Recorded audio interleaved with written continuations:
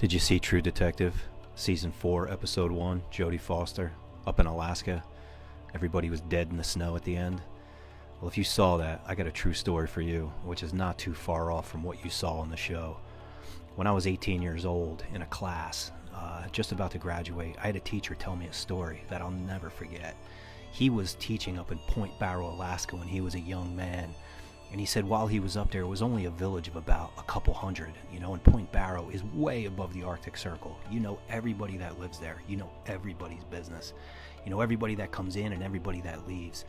And he said every day he would leave the schoolhouse and he would look outside of town, and somewhere a couple miles away, across the permafrost, across the tundra, was this shadow, this long wall.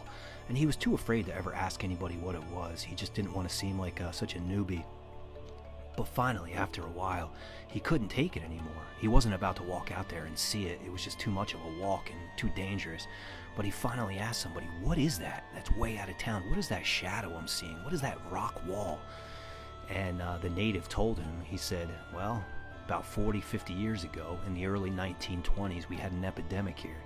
And everybody died. The entire village just perished. And the people that didn't die couldn't bury the bodies.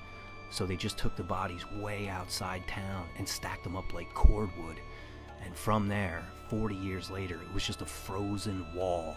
Just a frozen wall, like a rock. Just like it was just a long row of bodies just that had been frozen for 50 years.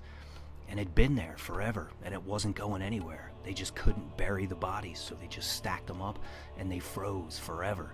And it looked like a fence way outside of town.